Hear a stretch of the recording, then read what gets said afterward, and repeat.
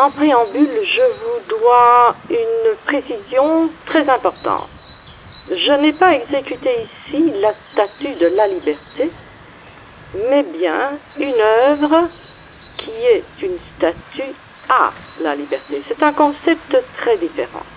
La statue de la liberté est une statue qui préconise que la liberté existe tous azimuts. La statue à la liberté se consacre à ce qu'est la liberté.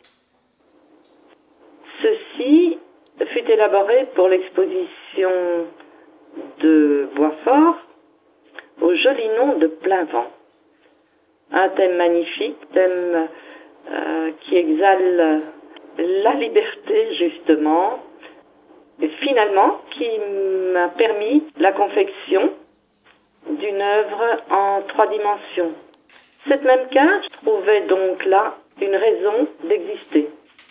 La manière d'élaborer la chose est un peu particulière, comme vous le voyez. Ici, je travaille l'inox, non de façon soudée, mais bien de façon collée. Le système existe, on le fait pour les vitres des bâtiments et d'autres manières. C'est plus solide qu'il n'y paraît. Et donc, il s'agit d'être extrêmement précis pour ne pas que l'eau s'infiltre en cas de gel. Cela dit, le système a l'avantage d'être plus léger à la confection et je disposais de peu de temps. Nous avons les colombes de la paix et nous avons les lettres de liberté qui devraient avoir la même fonction. La cage en elle-même fut soudée. Il était impossible de faire cela autrement. Et donc là, nous avons une tradition de soudure tout à fait généralisée pour ce genre de matériaux. Nous mettons ces petits mots en cage. Cela doit probablement vous surprendre, mais si nous réfléchissons au mot liberté, c'est vrai, c'est un tout petit mot qui a pourtant pas mal d'envergure, qui représente énormément de choses et que l'on a du mal à définir. Vous me demandez, en l'occurrence, comment et pourquoi je suis arrivée à faire cette statue à la liberté. Le pourquoi est une rencontre quotidienne. Je ne crois pas qu'il y a autour de nous quelqu'un qui peut prétendre avoir toute liberté.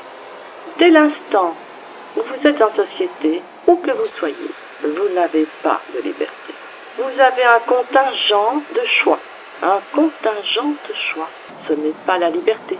Avez-vous eu vous-même la liberté de naître ou de ne pas naître? Vous êtes là, est-ce votre choix? N'est-ce pas votre choix? Voilà la première question. Vous êtes né comme vous le souhaitiez, dans la forme que vous souhaitiez, dans le pays que vous souhaitiez, dans la région que vous souhaitiez? C'est une autre question où on n'a pas le choix. On peut à un moment donné peut-être déménager, s'importer quelque part ou s'exporter selon le cas. On peut naître entier, à peu près parfait, avec un capital vital sain. On peut naître malade, handicapé, avec un capital fragile. Il s'agit toujours de liberté. Plus vous cherchez, plus vous regardez, plus loin vous allez, plus s'en va le mot liberté. C'est étrange, c'est très très étrange et peut-être un peu angoissant, un peu effrayant, parce que le temps vous enlève au fur et à mesure la liberté. Vieillir est déjà une manière de se faire brider la liberté. C'est inéluctable. Et donc, cette statue à la liberté représente cette image idyllique de l'oiseau, de la possibilité sans limite que pourrait avoir la liberté. Et la cage représente le contexte. Changer de contexte serait changer la vie. Quand vous vous promenez dans la nature, quand vous faites un jardin, vous vous rendez compte que rien n'est libre dans le jardin. Rien. C'est un combat perpétuel, une perpétuelle division, une perpétuelle empoignade. Il n'y a pas de liberté dans la nature, aucune. Vous ne choisissez pas de faire battre ou ne pas battre votre cœur, vous ne choisissez pas le moment où le vent va venir, où la pluie viendra. Vous n'avez aucun choix, mais beaucoup d'illusions. Oh, c'est pas très gai ce que je dis. Certes, c'est vrai, ce n'est peut-être pas très gai, mais c'est la forme de la vérité, en tout cas de la mienne, et c'est ça ma liberté.